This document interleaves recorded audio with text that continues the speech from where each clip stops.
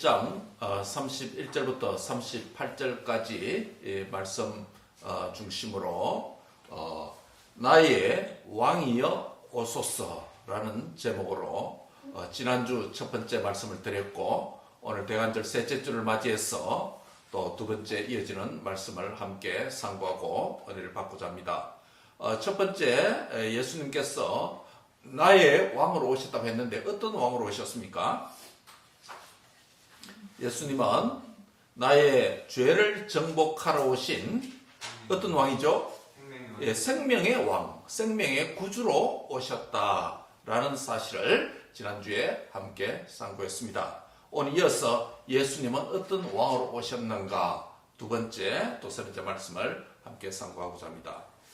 지금 우리는 아까 말씀드린 대로 1년이 정말 화살보다, 날아가는 화살보다, 총알보다 더 빠른 듯이 한 해가 벌써 연말에 이르게 되었습니다. 2024년도 정말 어저께 같았는데, 한 시간 의자에 앉아서 성경 보다가 연구하다가 이렇게 지나간 것처럼 벌써 연말이 된 듯한, 참 너무 빠르다는 것을 자꾸 느끼게 됩니다. 올 한 해도 우리에게 많은 일들이 있었습니다. 또 전 세계도 많은 일이 일어났습니다. 참으로 예측 불허의 불확실한 시대를 우리가 살아가고 있다 해도 틀린 말이 아니겠죠. 현재와 미래에 대한 또 불안과 염려로 인해서 또 걱정하는 사람들도 많이 있습니다.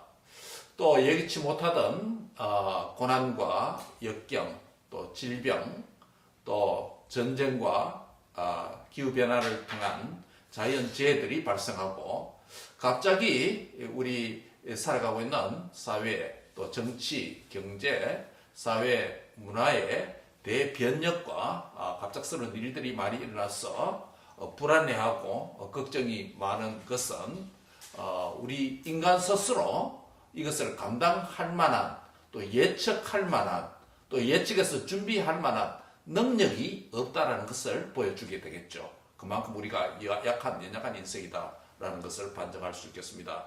그런데 오늘 본문에서 예수님이 어떤 왕으로 오셨다라고 말씀하고 있습니까? 지난주에는 나의 죄를 정복하기 위해서 생명의 왕, 생명의 구주로 오셨는데, 그 생명의 구주는 사람의 모습으로, 또 하나님의 아들로, 또 다윗의 위를 가진 자로, 또 야곱의 자손으로, 야곱의 집안을 위해서 언약의 하나님으로, 그리고 영원한 왕으로 오셨다라는 말씀을 상고했죠. 오늘 예수님은 어떤 왕으로 오셨습니까? 오늘은 두 번째, 예수님은 나의 약함을, 연약함을 덮으시는 능력의 왕이시다라는 것입니다. 한번 같이 하겠습니다. 예수님은 나의 약함을 덮으시는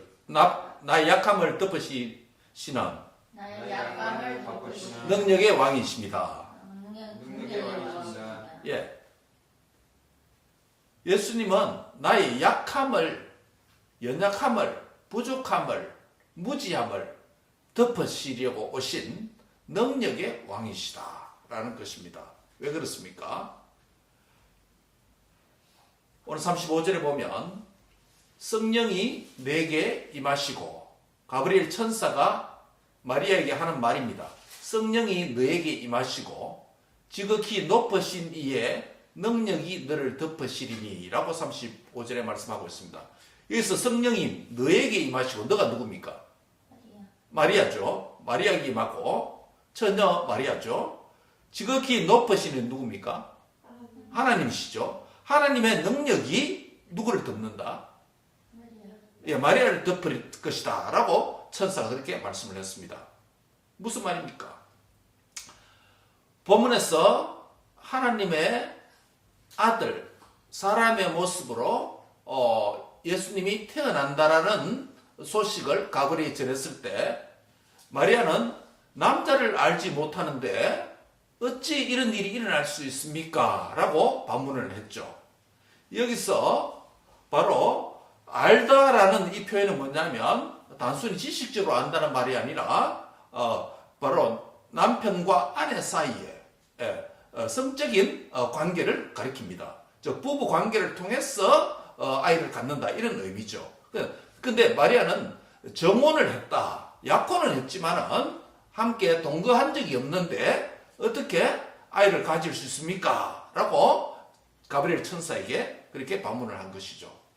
그럴 때 대답이 뭡니까? 성령이 너에게 임하시고 지극히 높은 이의 능력이 너를 덮으리리 라고 말씀합니다. 여기서 덮다라는 말은 어떤 말일까요? 신약 성경에서 이 덮다라는 이 헬라 표현은 5번 사용되는데 그 중에 하나가 어떤 부분에 사용되냐면 공간복음에서 예수님께서 변화산 사건에서 사용되는데 홀연히 빛난 구름이 그들을 덮으며 라는 표현을 썼죠. 그래서 그 구름 속에서 소리가 나서 성부 하나님께서 예수님을 향해서 이런 말씀을 하십니다. 이는 내 사랑하는 아들이요 내 기뻐하는 자니 너희는 그의 말을 들으라. 예, 변화산사에서 예수님께서 갑자기 변화되셔서 누구와 이야기를 하십니까? 율법의 대표인 모세와 그리고 선지자의 대표인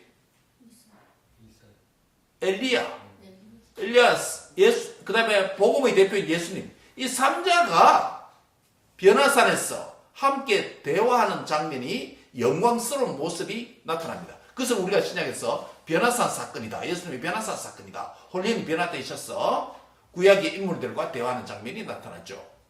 근데 예수님 당시에 모세가 생존했습니까? 죽었습니까? 죽은 인물입니다. 그 다음에 엘리야는 어떻습니까? 예수님 당시에 엘리야가 존재했습니까? 없습니까? 없었던 인물입니다. 그는 이미 구약시대 때 성천한 인물입니다. 그렇죠? 그런데 변화산에서 예수님과 1세기에 예수님과 모세와 그리고 주전 8, 9세기에 예수님 오시기 전 800년 전에 있었던 엘리야가 함께 대화하는 장면은 무슨 모습일까요? 천국 아니면 이런 장면이 연출됐죠? 없잖아요. 천국에 있는 장면입니다. 그래서 베드로가 제자들이 너무 황홀했죠. 예수님도 계시고 우리가 존경하던 모세도 여기 계시고 우리가 그렇게 능력의 종으로 사모했던 엘리야도 여기 계시고 이 세 분이 여기 있으니까 야 여기가 너무 좋다. 예수님 여기가 너무 좋습니다. 여기가 좋사오니. 그럼 뭐라 말합니까? 여기에 초막을 지읍시다. 집을 지읍시다. 하나는 예수님을 위해서, 하나는 모세를 위해서, 하나는 엘리야를 위해서. 그리고 우리도 여기 함께 삽시다. 여기가 천국입니다. 얼마나 좋았겠습니까? 여러분 안 그렇겠습니까? 1세기 사회가 어떤 사회였습니까? 1세기 사회가 유대인들은 로마의 식민지로 있었습니다. 오늘 우리 현대처럼 이렇게 물질적으로 부유한 생활을 하는 것이 아닙니다. 끼니를 그때 해야 되고 입을 것, 거주할 곳 누추하고 질병이 많아서 의학의 도움도 제대로 받을 수 없고 정치적으로 경제적으로 로마에 수탈당해서 얼마나 힘들었겠습니까? 그런데 자기들이 주라고 따르는 그 선생님이 홀연히 변화되신 모습으로 앞서간 이스라엘 백성들이 가장 존경한 구약의 인물인 모세가 지금 살아나왔어. 여기 있고 구약의 가장 능력의 선지자라고 일컬어지는 엘리야가 지금 살아났어. 여기서 함께 있으니 제자들이 그 험악한 세월 속에서 살다가 시련과 역경과 고난과 질병이 많은 변화무쌍한 그 세계에 살다가 천국에 들어온 것 같은 느낌을 받으니 얼마나 좋았겠습니까? 여러분 우리도 사실 세상에서 질병과 혼란과 역경과 고난 속에 살다가 비록 짧은 시간이지만은 주일 1시간 주님 앞에 나왔어. 예배를 드리면서 말씀과 성령을 통해서 우리 가운데 임하신 보이지 아니하신 하나님의 음성을 듣고 그분과 교제하는 것이 마치 뭐와 같다는 것입니까? 내가 어디에 있다? 천국에 있는. 여러분 천국에 있는 줄 믿습니까? 네. 이런 느낌을 가져야 됩니다. 습관적으로 예배하는 것이 아니라 내가 예배 자리에 오는 것은 천국의 기쁨을 우리 주님과 믿음의 형제 자매들과 가족들과 함께 천국을 여기서 누리는 자리임을 믿습니다. 예. 그래서 여기서 합시다. 그렇게 말했죠. 그러니까 상당히 예수님이 복음과 은혜의 대표자로 구원의 주로 오신 예수님이 율법의 대표인 모세와 선지자, 구약 선지자의 대표인 엘리야와 상당히 혼돈될 수 있는, 제자들이 오해할 수 있는, 신학적으로 신앙적으로 잘못 생각할 수 있는 상황이 발생했습니다. 그럴 때 구름이 덮였습니다. 영광의 하나님 구름이 있죠. 혼돈할 수 있는 것이죠. 그럴 때 뭐냐면 하나님의 음성이 그 상황을 정리해 줍니다. 뭐라고 말합니까? 이는 내 사랑하는 아들이요 내 기뻐하는 자라. 너희들은, 제자들 너희들은 누구의 말만 들으라? 예수님의 말을 들으라는 겁니다. 구약의 율법의 말도 아니고 엘리야도 아닌 누구의 말? 은혜와 복음의 주로 오신, 구원의 주로 오신 예수님의 말씀이라. 그래서 그 본문의 끝에 뭐라고 하냐면 오직 예수만 보이더라 라고 변화산 사건은 그렇게 끝납니다. 바로 그 장면에서 예수님이 변화산사에 있을 때 구름이 덮는다라고 할 때 사용된 단어가 바로 오늘 본문의 마리아의 성령으로 덮는다라는 같은 단어를 쓴 겁니다. 그렇다면 이 단어가 구약에서는 어떻게 사용됐을까요? 지금 우리 신약 본문이니까 헬라어 아닙니까? 그렇죠? 구약 본문을 보려면 어떻게 됩니까? 이 덮다라는 헬라어가 사용된 구약 성경을 헬라어로 번역한 뭐예요? 70인역과 비교해봐야 되겠죠. 70인역에 보면 이 본문이 이 단어가 덮다라는 단어가 어디에 사용됐냐면 구약에서 이스라엘 백성들이 애굽에서 나와서 광야 여정을 걸을 때 구름과 불기둥이 그들을 덮었다라고 할 때 그때 사용됩니다. 즉 구름과 불기둥이 그들을 덮는다, 성소 위에 덮는다, 그 백성 위에 덮는다라고 하는 뭡니까? 구름을 덮는다는 것은 첫 번째는 보호의 기능이 있겠죠. 여러분 사막 광야 속에서 여러 가지 추위와 질병과 대적으로부터 덮어주신다는 것은 무엇을 의미합니까? 그것들부터 다 뭐합니까? 지켜주고 보호한다는 것이죠. 그 출애굽 백성들을 광야 속에서 누가 보호합니까? 누가 보호하시죠? 하나님 지키시고 보호하신다는 의미입니다. 그 다음에 구름 기둥이 움직이면, 불기둥이 움직이면 이스라엘 백성들이 그것을 따라가죠. 그럼 구름 기둥은, 불기둥은 무슨 기능을 합니까? 길을 안내하는 내비게이션 역할을 하는 거죠. 그래서 덮는다라는 의미는 두 가지 의미가 있습니다. 하나는 지키고 보호하는 것이고 또 하나는요, 길을 인도하는 기능입니다. 자, 오늘 본문에 하나님의 아들 예수님이 너에게 잉태해서 태어난다고 했을 때 마리아가 믿었습니까? 못 믿었습니까? 못 믿죠. 왜냐하면 처녀인데 어떻게 아이를 낳을 수 있는가라는 것입니다. 그런데 천사를 통해서 주시는 말씀 뭡니까? 성령의 능력으로, 성령이 덮으면 할 수 있다라는, 덮으면 할 수 있다는 것이죠. 성령이 연약한, 불가능한 상황도 성령이 덮으면 가능하다라는 것이죠. 그래서 오늘 두 번째 제목이 뭐라고? 예수님 어떤 왕으로 오셨다? 나의 약함을 덮으시는 능력의 왕으로 오셨다. 우리가 믿음의 성도로서 이 땅을 살아갈 때 여러 가지 한계에 많이 부닥칩니다. 한계에 많이 부닥칩니다. 지혜가 부족해서 어떤 일을 참 지혜롭게 했으면 좋겠는데 지혜가 부족해서 잘 못하는 경우도 있고, 또 어떤 물건과 어떤 것을 참 내가 소유하고 싶은데 내가 그것을 소유할 만한 물질이 없는 경우도 있습니다. 또 내가 건강하면 이 젊음을 가지고, 이 건강을 가지고 무엇도 한번 해보고 싶은데 건강이 따라주지 않는 경우도 있습니다. 물질, 부, 건강, 지혜, 부족한 것들이 한두 개 아닙니다. 이것 때문에 인생이 한계점에 부닥치게 됩니다. 그런데 이 연약함을 덮어서 보충해주고 채워주고 인도하고 이끌어주는 왕으로 성탄하신 예수님이 오늘 저와 여러분의 주인이시고 그것을 위해서 이 땅에 오셨다는 것입니다. 마리아가 불가능한 것을 했어. 내가 어떻게 메시아를 잉태할 수 있느냐?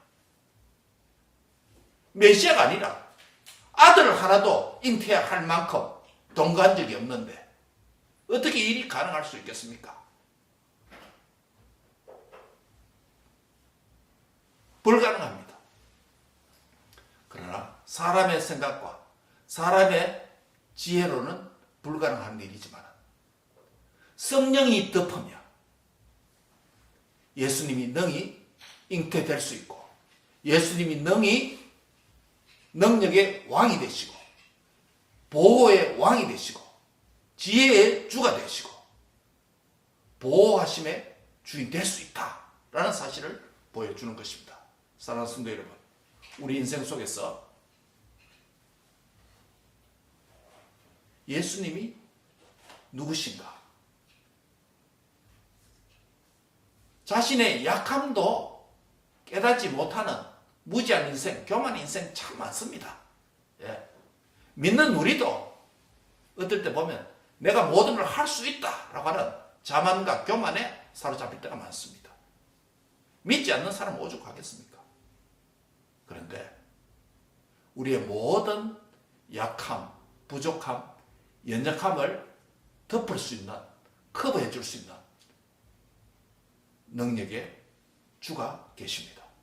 그 주님께서 성령으로 잉태하셔서 우리의 구주가 되셨습니다. 그 주님께 모든 것을 맡기고 의지하고 그 왕께 보호를 받고 그 왕의 인도를 받는 저와 여러분의 남은 생이 되시기를 주의 이름으로 축복합니다. 마지막 세 번째로 예수님은 어떤 왕으로 오셨는가? 두 번째는 뭐라 그랬죠? 나의 연약함을 덮으시려고 오신 왕으로 오셨다. 능력의 왕이시다. 첫 번째는 뭐라 그랬죠? 예수님은 나의 죄를 정복하러 오신 생명의 왕이시다. 생명으로 사망을 정복하러 오셨다는 거죠. 세 번째는 뭐냐면 예수님은 나를 향한 하나님의 뜻을 이루시는 말씀의 왕이시다.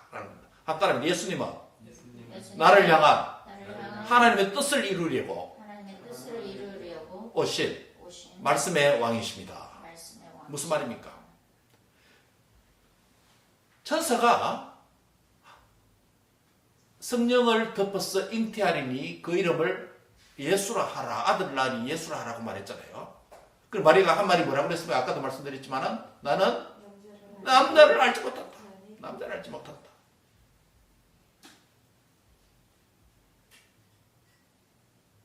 이 불가능한 일이 어떻게 일어날 수 있습니까? 그래야 할 때 천사는 마리아에게 하나의 이루어진 불가능한 일이 이루어진 하나의 증거를 댑니다. 36절이죠. 같이 읽습니다. 시작. 보라 내 친족 엘리사벳도 늙어서 아이를 배우느니라. 본래 임신하지 못한다고 알려진 이가 이미 6달이 되었다. 처녀가 아이를 갖지 못하는 것, 동정녀가 아이를 갖지 못하는 것, 가능한 일입니까? 불가능한 일입니까? 불가능한 일이죠. 이해가 안 될 이야기입니다. 그런데 또 불가능한 일이 또 하나 더 있었다는 것입니다.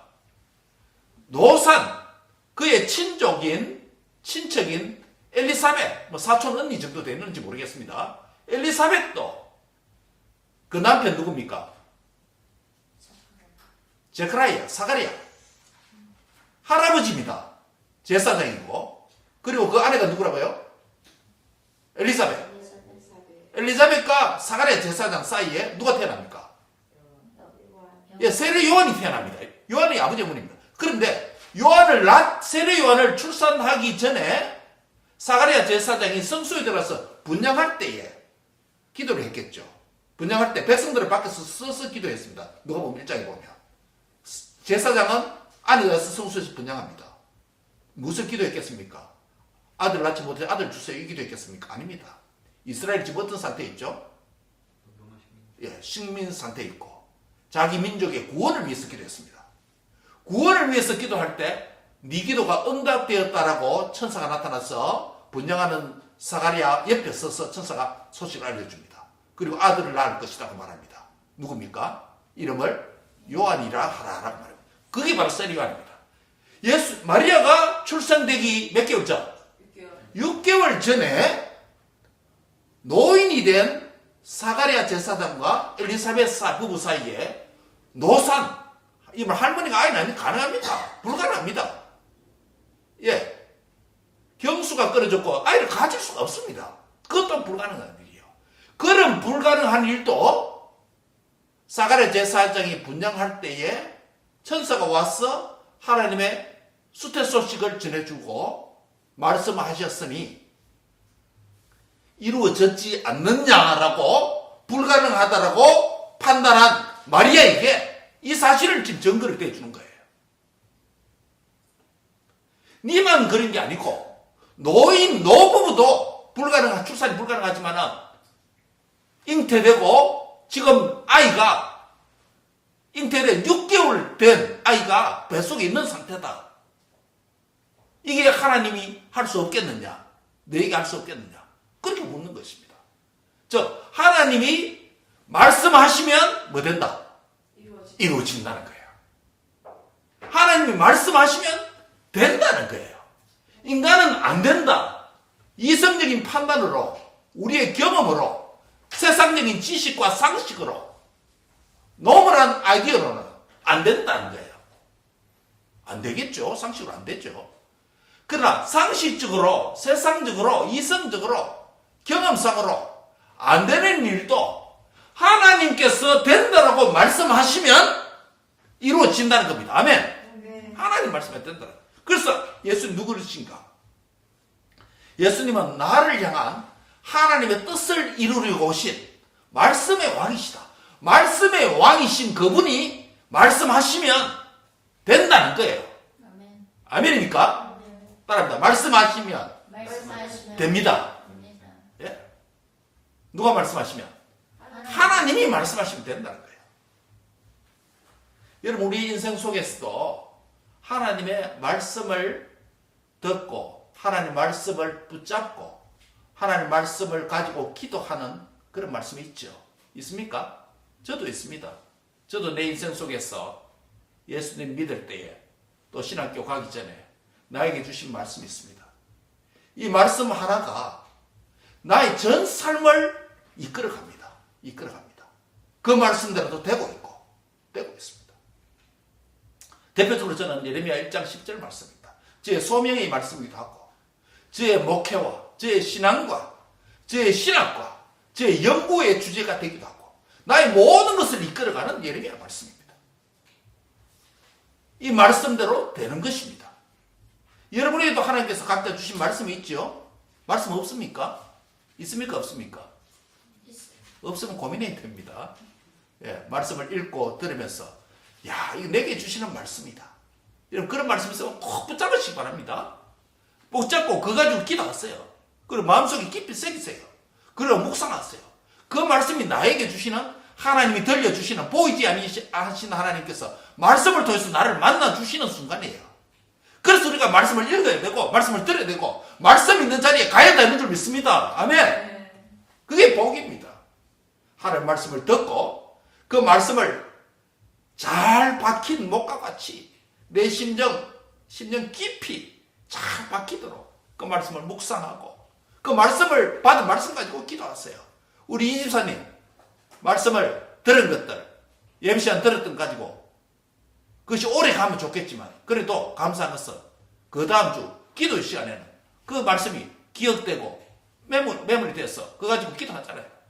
그와 같이 우리가 들은 말씀을 가지고 한 번만 기도하는 것이 아니라 여러분 삶 속에서 인생 속에서 그 말씀을 붙잡고 그 말씀대로 되게 해달라고 기도하시기 바랍니다. 아멘. 그게 나에게 주시는 말씀이에요. 내가 의지적으로 읽는 말씀도 있고 내 의지와 상관없이 설교를 통해서 경건서를 읽으면서 또 성령께서 나에게 하시는 말씀이 우리 일상 속에 있습니다. 민감해서 그 말씀을 잘 들으시기 바랍니다. 네. 그 말씀 듣는 자가 복이 있는 것입니다.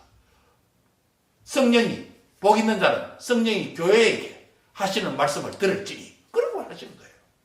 말씀을 듣는 자는 복이 있습니다. 네. 나는 남자를 알지 못하는데 어떻게 될 수가 있느냐?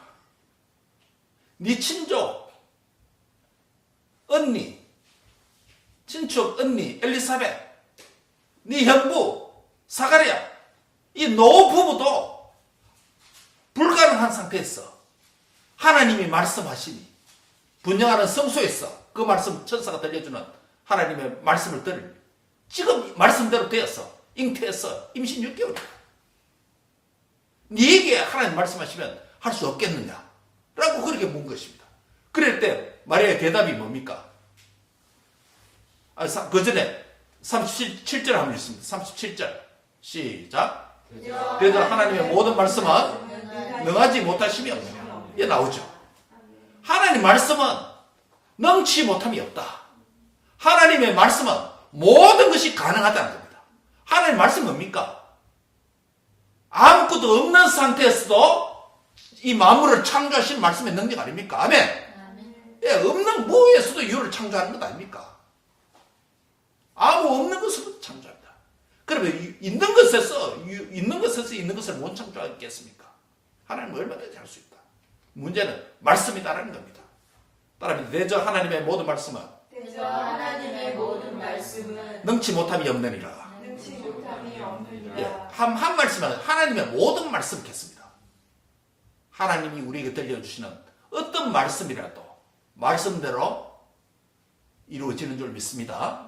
말씀을 굳게 붙잡고 이 말씀이 내 생에, 우리 가정에, 우리 자녀들에게, 우리 남은 신앙생활에 말씀 듣고 말씀이 이루어지는 역사가 있기를 바랍니다. 대저 하나님의 모든 말씀은 능하지 못함이 없다, 능치 못함이 없다라고 천사가 마리아에게 말해주니까 마리아의 말씀에 대한 그 말씀에 대한 반응, 리스판스가 뭡니까? 38절입니다. 시작. 마리아가 이르되 주의 종이 말씀대로 내게 이루어지이다. 아멘. 따라합니다.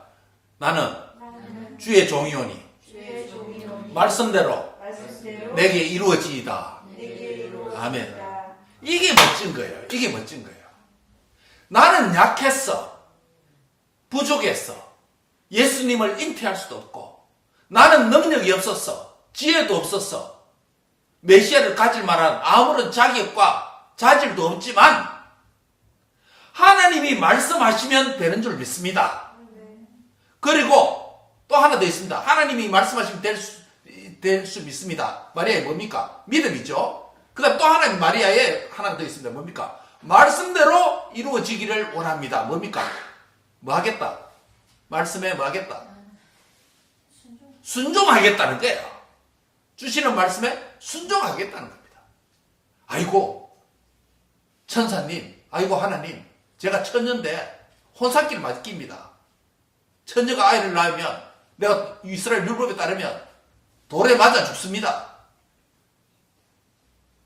저만 돌에 맞아 죽는 게 아니고 저와 정원한 요셉도 유대사회에서 출교당하고 돌에 맞아 죽고 망신입니다. 양쪽 집안의 망신입니다. 전녀가 아이를 가졌는데 하나님 율법에 불순종해서 돌에 맞아 죽고 사회적으로 불명예입니다. 아이고 그만두세요. 저는 하기 싫습니다. 손해가 될 상황인데도, 죽음이 될 상황인데도, 사회적으로 왕따 받을 상황인데도 이게 누구의 말이면? 하나님의 말씀이라.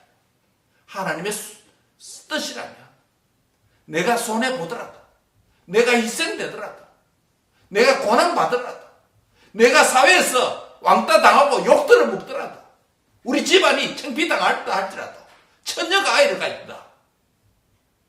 집안에 창피고 사회적으로 왕따 당하고 돌에 맞아 죽는다. 율법에 하면 돌에 맞아 죽습니다. 율법에 그렇게 되어 있습니다. 이 모든 것을 감수하고라도 하나님의 말씀이면 내가 뭐 하겠다? 순종하겠습니다. 라는 거예요. 여러분, 다른 이유도 있지만은 왜 하나님께서 그 많은 유대 소녀들이 많을 텐데 마리아를 택했는 줄 알겠죠? 그에 뭐가 있다? 첫째는 말씀이다, 믿음이 있다. 두 번째는요, 어떤 말씀이라도 나에게 죽음이라도 뭐 하겠다? 순종하겠다는 이 믿음이 그 얘기 있습니다. 마리아를 택한 이유 알겠죠? 그냥 아무 소녀가 부족했어. 그냥 그릇이 없었어. 임신할 배가 없었어. 막 택했다. 이게 아닙니다. 아닙니다. 좀 믿음으로 잘 준비되어 있었다. 순종하겠다는 참 경건한 소녀였다라는 겁니다. 그렇다고 우리가 마리아를 숭배하다 이건 아닙니다. 그녀도 철저한 죄인이고 이러한 은혜를 하나님 앞에 입었기 때문에 가능했다는 겁니다. 사랑하는 성도 여러분, 말씀을 뵙습니다. 예수님이 마지막 세 번째는 어떤 분입니까? 하나님의 뜻을 예, 말씀에 말씀의 주다. 말씀의 왕으로 오셨다. 그분은 말씀하시고 말씀대로 일하시고 말씀대로 성취하시는 분이고 말씀하시면 된다라고 하는 것입니다. 그러면 그분이 말씀의 왕이면 나는 뭐다? 예, 말씀의 종이다. 순종하겠습니다. 나는 주의 종이오니 라고 말하죠. 주께서 우리에게 말씀하시면 나에게 손해가 오더라도 나에게 희생이 되더라도 나에게 어려움이 예상된다 할지라도 나는 주의 종이오니 나의 주의 남종이오니 주의 여종이오니 말씀대로 되겠지어다. 말씀대로 순종하겠습니다. 이것이 저와 여러분의 하나님 앞에서 신앙 고백이 되기를 주의 이름으로 축원합니다. 성탄절을 맞이해서 대관절 셋째 주일에 예수님은 저와 여러분의 왕으로 이 땅에 오셨습니다. 어떤 왕이라고 했죠? 첫 번째? 생명의 왕. 생명의 왕이라는 것은 내가 뭐 했다? 죄로 인해서 내가 죽었다는 의미죠. 죽음을 정복하고 죄를 정복하고 나에게 생명을 주셨으니 예수님은 어떤 왕이다? 나의 생명의 왕이 된다. 생명의 구주가 된다. 두 번째 예수님은 어떤 분이시죠? 성탄하신 예수님은 어떤 분이죠? 능력의 왕입니다. 능력의 왕입니다. 나의 모든 약함을 덮으시고 나의 모든 무지함, 부족함, 지혜 없음, 질병 가운데 있어 이 모든 약함을 보충해 주시고 약함을 덮으셔서 능력으로 인도해 주시고 보호해 주시는 나의 능력의 왕이심을 믿습니다. 마지막 세 번째 예수님은 어떤 분입니까? 성탄하신 예수님은 어떤 분이죠? 말씀의 왕입니다.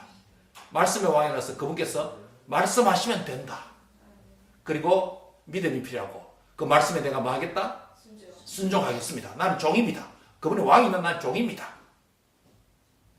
이 생명의 왕, 능력의 왕, 말씀의 왕을 근본 성탄절을 맞이해서 나의 왕으로 영접하고 모시고 그 왕께 복종하는 그 왕을 위해서 살아가는 삶이 되기를 주의 이름으로 축원합니다. 기도하겠습니다. 하나님 감사합니다. 예수님께서 이 땅에 왕으로 성탄해 주신 것 감사합니다.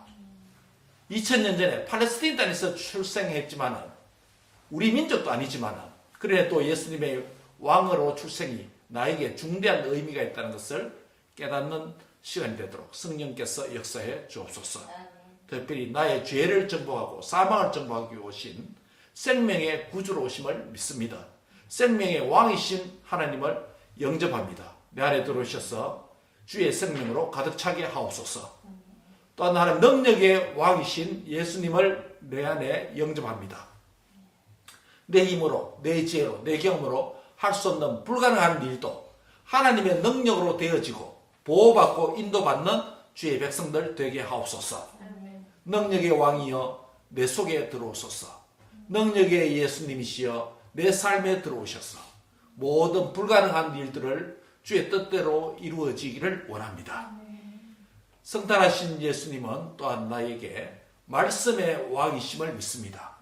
주님이 말씀하시면 되는 줄 믿습니다. 주님의 말씀대로 내가 순종하기를 원합니다. 능력의 왕, 생명의 왕, 말씀의 왕을 나의 왕으로 영접합니다. 내 속에 들어오셔서 다스려 주시고 내 인생을 주의 뜻대로 인도해 주옵소서.